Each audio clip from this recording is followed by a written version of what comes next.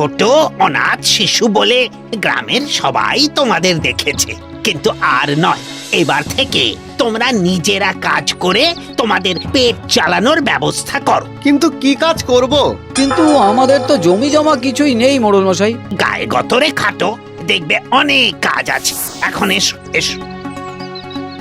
বাড়ি ফিরে দুই ভাই মাথায় হাত দিয়ে বসে পড়ে। এখন তাদের চলবে কি করে? তার উপরে রামু অত্যন্ত কুঁড়ে। তাই শামু বলে ওঠে, দাদা তুমি চিন্তা করো না, মাঠে ঘাটে যেখানে যা কাজ পাবো আমি করব। সে তুই করগে, আমার পক্ষে ওই গায়ে গতরের কাজ হবে না।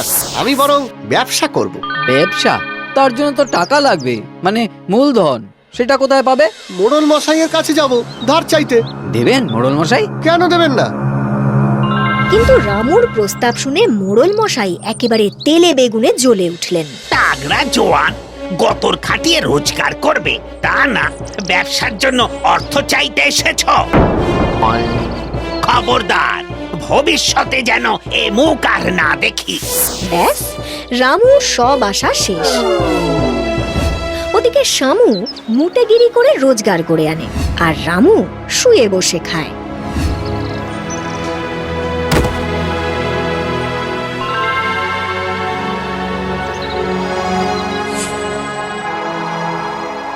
এই রে, বৃষ্টি আসবে মনে হচ্ছে। তাড়াতাড়ি বাড়ি যাই, গিয়ে আবার রান্নাও করতে হবে।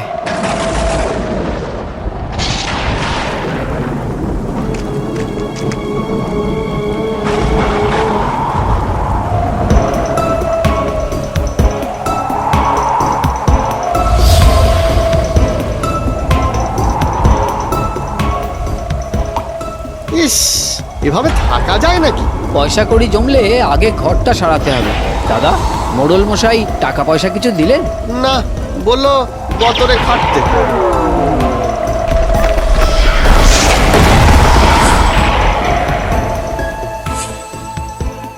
উফ, খিদেতে একেবারে পেট জ্বলছে। কিন্তু উনুনটা তো ভেঙে গেল। আগে মাটি খুঁড়ে উনুন বানাতে হবে।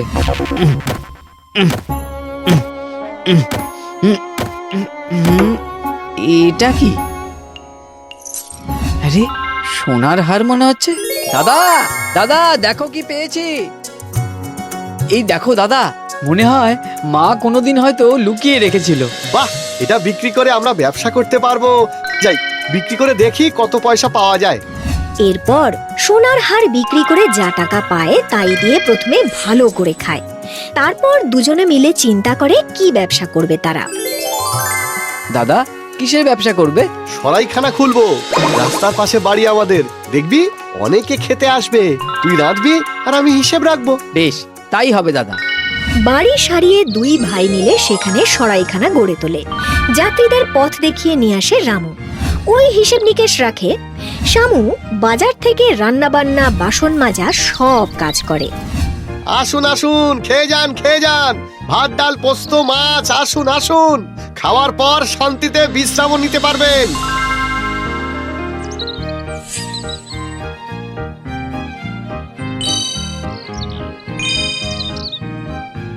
এইভাবে চলতে চলতে একদিন সরাইখানায় আসে ভিন গাঁয়ের গোয়ালারা।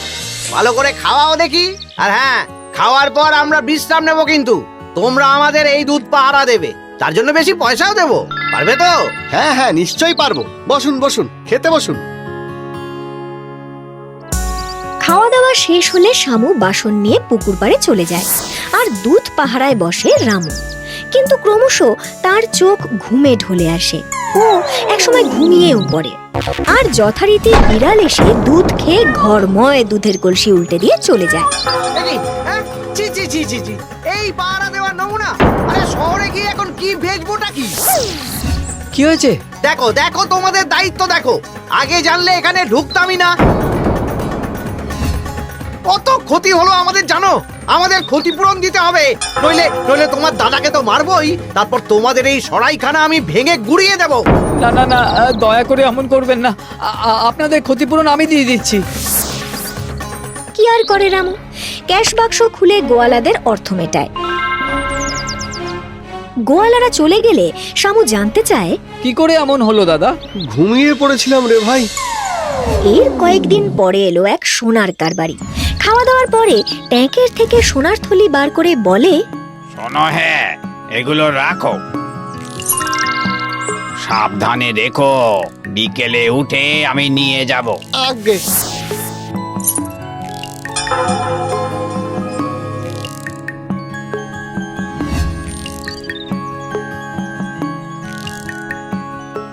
দাদা, আমি কাঠ আনতে গেলাম। আচ্ছা, যাক, এখন কেউ নেই, একটু গড়িয়ে নেওয়া যাক।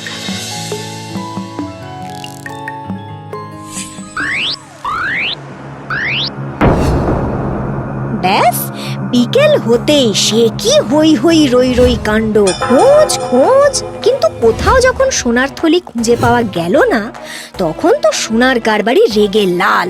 হ্যাঁ, পথের ধারে সরাইখানা খুলে চুরি করা হচ্ছে, চোর কোথাকার। না না, বিশ্বাস করুন, আমি ও থলিতে হাতে দিইনি। কিন্তু আমি তো ওই থলি তোমার হাতে দিয়েছিলাম। হে, হ্যাঁ, গেল কই? আমি তো ওই কুলুঙ্গিতে রেখে দিয়েছিলাম। চলো, আজই তোমায় কোতোয়ালে দেব, তখন দেখবে ঠিক থলি বেরিয়ে পড়বে। চলো চলো। কি হয়েছে দাদা, কি হয়েছে? চোর, তোমরা দুই ভাই মিলে চুরি করেছো আমার সোনার থলি, চোর কোথাকার। না না ভাই, আমি চুরি করিনি, আমি শুধু ঘুমিয়ে পড়েছিলাম। আমি জানি দাদা, শুনুন শুনুন না, আমার দাদা চোর না, শুনুন শুনুন। চোরের মায়ের আবার বড় গলা। শোনো, হয় আমার ক্ষতিপূরণ দাও, নইলে তোমাদের দুজনকেই আমি কোতোয়ালিতে দেবো। হ্যাঁ, অগত্যা কি আর করে শামু, যা জমানো অর্থ ছিল সব স্যাঁকড়ার হাতে তুলে দেয়। তারপর কষ্টে সৃষ্টে চলতে থাকে সরাইখানা। দিনের পর দিন এভাবেই কেটে যায়। একদিন শামু যখন বাজারে, তখন আসে কিছু সন্ডা মার্কা লোক। এসেই তারা বলে, খুব খিদে লেগেছে, খেতে দাও। না মানে, এখন তো খাবার নেই। নেই মানে কি, আবার চাপাও। এই তোরা বস এখানে, এখানে খাওয়া দাওয়া করে বেরোবো। শোনো, ভাত ডাল আলু সিদ্ধ আর ঝাল ঝাল করে মাছের ঝোল রাঁধো। ঝোল ডাল? না মানে, আমি তো এই বস্তাটা আনতো।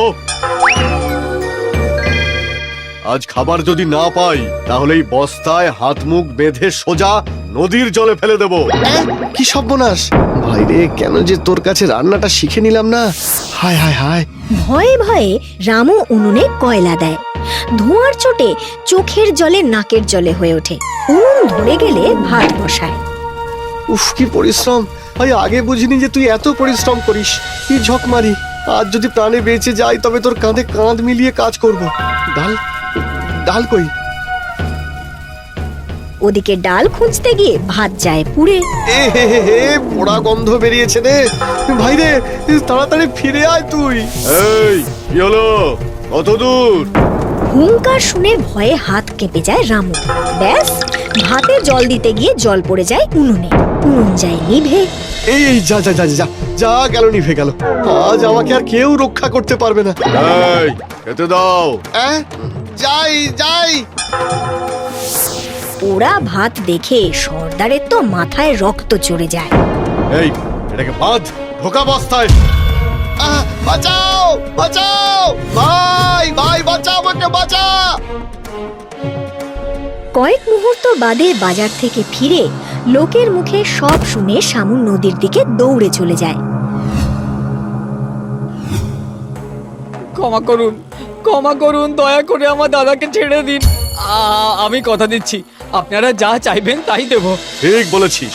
দেখ, খিদে পেলে আমার কিন্তু মাথা ঠিক থাকে না। হ্যাঁ, চলুন আমার সরাইখানায়, 1 ঘন্টার মধ্যে আমি সব করে দেব। বেশ, চল। এই এটাকে বস্তা শুদ্ধ নিয়ে চল। যেমন কথা তেমন কাজ। শামুর রান্না খেয়ে সর্দাররা তো খুব খুশি হয়। এই নে, এটা তোর পুরস্কার। এতে যা মোহর আছে, তাতে তোদের সারা জীবন চলে যাবে। আর আমার দাদা? এই ওকে খুলে দে। আজ ভাইয়ের জন্য তুই বেঁচে গেলি। এই চল তোরা। ভাই রে, আমার খুব শিক্ষা হয়েছে। আজ থেকে তুই শুধু রান্না করবি, আর আমি সব কাজ করব। আর হ্যাঁ, অবশ্যই তোর কাছে রান্নাটাও শিখে নেব। হ্যাঁ দাদা, আমার ভাই।